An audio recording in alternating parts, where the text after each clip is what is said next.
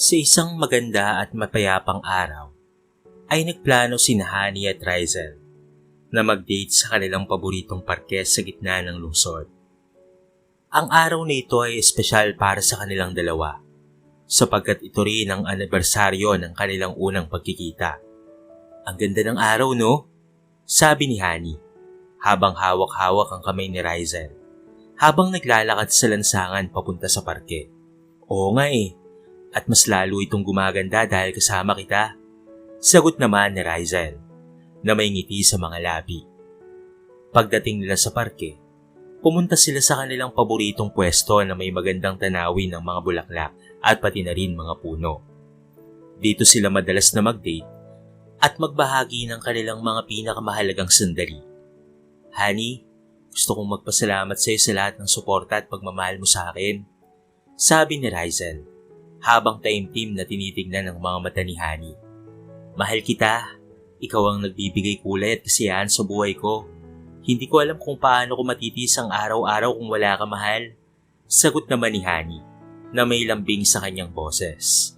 Alam mo, Honey, hiniling ko sa mga bituin na sana ikaw ang makasama ko sa habang buhay at pati na rin ngayon, narito ka na sa tabi ko. Ani ni Rizel na may halong emosyon sa boses. Hindi mo na kailangang pang mag-alala, Rizel. Nandito lang ako palagi para sa'yo at pangako ko, hindi kita iiwanan. Sabi ni Honey habang hinahawakan ng kamay ni Rizel ng mas maigpit. At sa ilalim ng punong kahoy na nagbibigay ng lilim sa kanila, nagpatuloy sila sa kanilang pagpapalitan ng mga pangako at pagmamahalan. Puno ng pag-asa at pangarap para sa kanilang magandang hinaharap na sila ay magkasama. Matapos ang tamis ng sandali sa parke, isang araw, habang naglalakad sila sa mall, ay biglang nagsalita itong si Rizel. Love, gusto mo ba akong ipakilala sa mga parents mo? Biglang tanong ni Rizel na nagdulot ng kaba at gulat kay Honey. Seryoso ka ba dyan, mahal? Okay lang naman sa akin kung ipapakilala na kita kay mama. Masayang sagot naman ni Honey na may ngiti sa labi.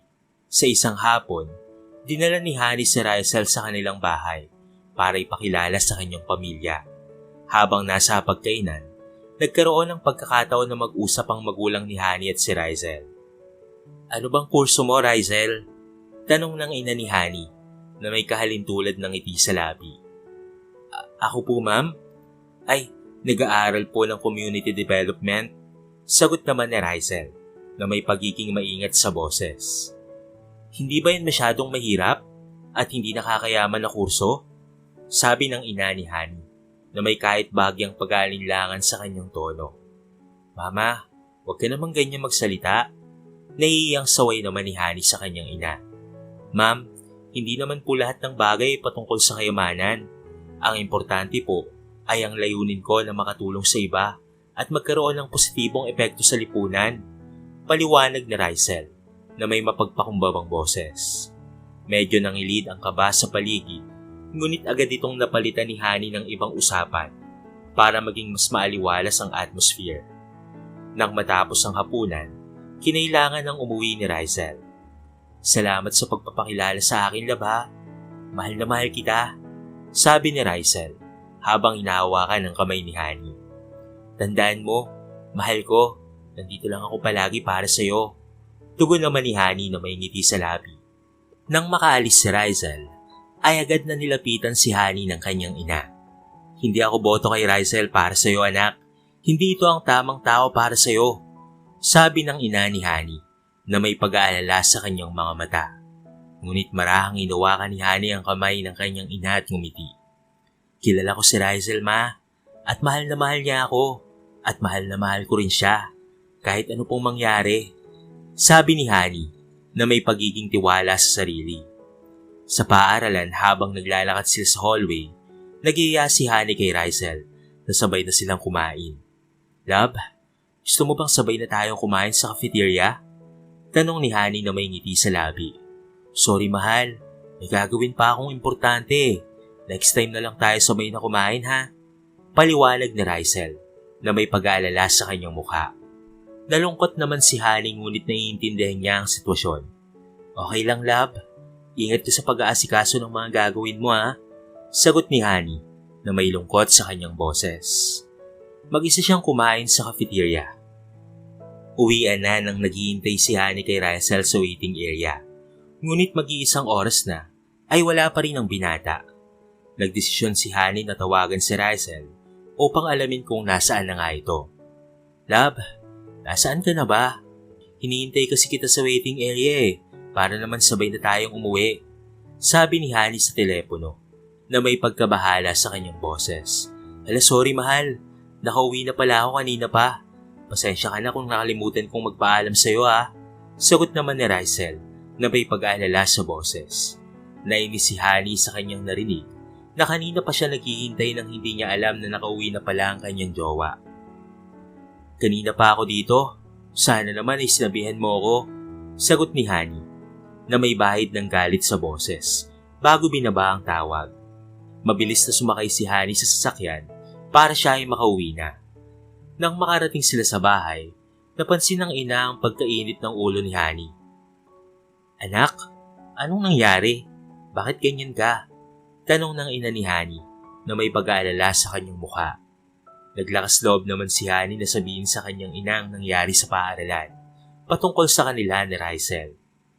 Honey, hindi talaga kayo bagay ni Rysel. Mas mabuti pang maghanap ka na lamang ng lalaking karapat-dapat sa'yo. Sabi ng ina ni Honey na may pag-aalala sa kanyang tono. Nagulat naman si Honey sa sinabi ng kanyang ina. Ma, kahit magkaroon kami ng tampuhan, hindi ko iiwanan si Rysel. Mahal na mahal namin ang isa't isa. Paliwanag naman ni Honey na may determinasyon sa kanyang mga mata. Bumuntong hininga na lamang ang ina ni Honey. Sige anak, sabi mo basta't alam mong nandito lang ako para sa'yo palagi ha. Tugon ng ina niya habang yumayakap sa kanya. Naiintindihan ni Honey na kahit may mga pagsubok ang pagmamahalan nila ni Rysel, ay ito naman ay magiging matibay at hindi basta-basta matitinag. Nang sumunod na mga araw, napansin ni Honey na hindi na siya masyadong kinakausap ni Rysel at palaging may dahilan na busy ito. Love, may problema ba tayo? Bakit parang hindi ka na masyadong nakikipag-usap sa akin? Tanong ni Honey na may halong pag-aalala sa boses. Ngunit hindi naman sumasagot si Rysel hanggang sa hindi na napigilan ni Honey ang kanyang emosyon. Rysel, ano ba talagang problema? Sabihin mo naman sa akin Mariing sabi ni Honey na may bahagyang pag-iral na pagkainis sa tono. Honey, wala naman. Busy lang talaga ako sa mga gawain ko. Sagot ni Rysel na tila hindi interesado sa usapan. Nahulog ang mga luha ni Honey nang hindi niya maramdaman ang suporta at pagmamahal na dati niyang nakukuha mula kay Rysel. Maya-maya pa, nagpa siya si Honey na harapin si Rysel at linawin ang lahat. Rysel, may problema ba tayo? Bakit hindi mo na ako pinapansin? Tanong ni Honey na may pagtatakang nakikita ang seryosong ekspresyon sa mukha ni Rysel. Honey, kailangan nating pag-usapan ang isang bagay. Simula ni Rysel na may seryosong tono. Nandito lang ako, Rysel. Ano ba yon? Sagot naman ni Honey na may kaba sa kanyang puso. Honey, hindi ko na kayang ipagpatuloy pa ang relasyon natin. Sobrang busy ko na at hindi ko na kayang bigyan ka ng oras at atensyon na kinakailangan mo. Pag-amin ni Rysel at makikita mong totoo ito sa kanyang sinasabi. Napahagulgol na lamang si Honey.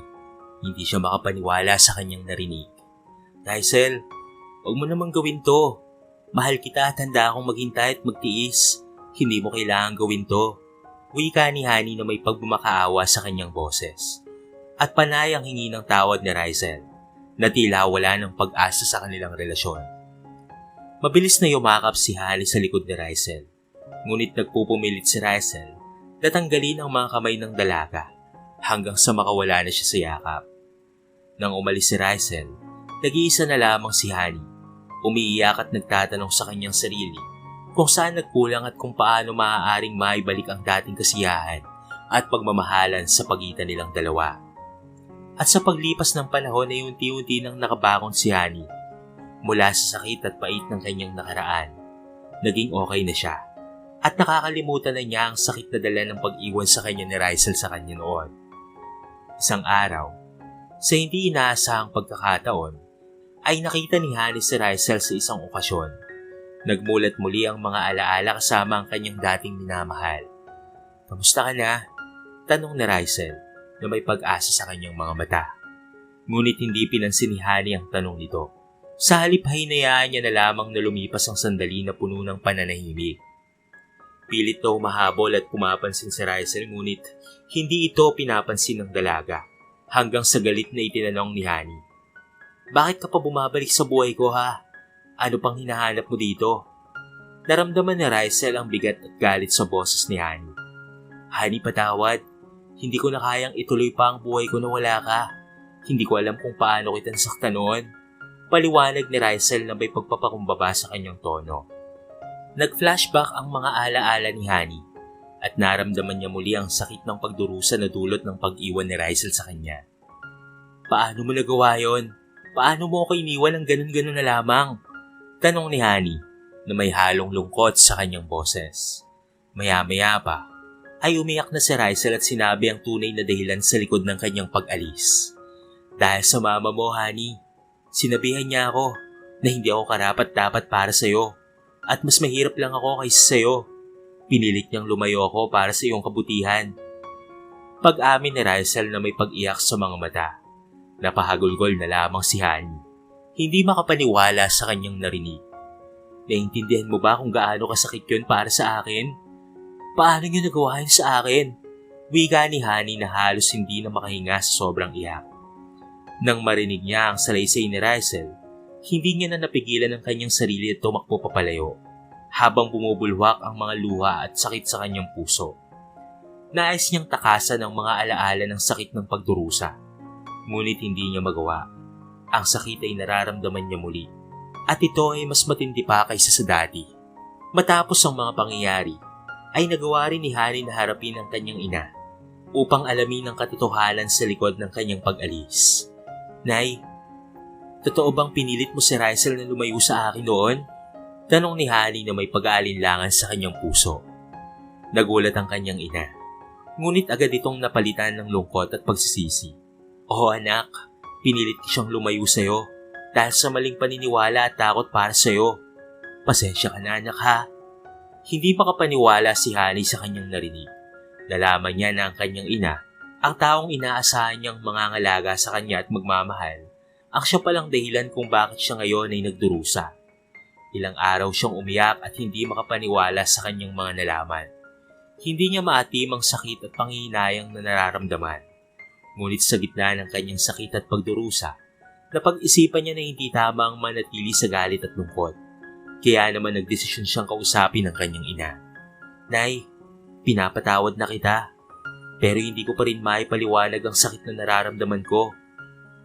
Pero kahit ganoon pa man, ay pinapatawad na talaga kita." Wika ni Honey na may pagpapakumbaba sa kanyang puso. Dahil doon ay napaiyak na lamang ang kanyang ina at humingi ito ng tawad ulit sa kanya. "Pasensya na talaga anak, mahal na mahal lang kita." Sa kabilang banda, naiisip ni Honey na subukan muli ang kanilang relasyon kasama si Rysel. Kaya naman nagpasya siyang hanapin at harapin ito. "Nagawa na natin ang lahat. Gusto ko sanang simulan muli natin ang ating relasyon, Rysel. Pwede ba tayo magsimulang muli?" tanong ni Honey na may pag-asa sa kanyang puso. "Mahal, pasensya ka na rin sa lahat ng aking nagawa sa iyo ha. Oo, gusto ko ring magsimula muli tayo." Sagot ni Rysel na may ngiti sa kanyang labi habang mangiyak-ngiyak. At sa pagpapatawad at pagpapalakas ng loob, nagsimula muli ang kanilang pagmamahalan. Nag-usap sila ng seryoso at nagkapatawaran sa kanilang mga pagkukulang. At mula noon, naging mas matibay na at mas makulay ang kanilang pagsasama. Ang kwento ni Honey at Rysel ay nagtuturo sa atin ng dalawang mahalagang aral. Una, itinatampok nito ang kahalagahan ng pagtitiwala at pagpapatawad sa mga taong nagkakamali, lalo na sa mga mahal natin sa buhay.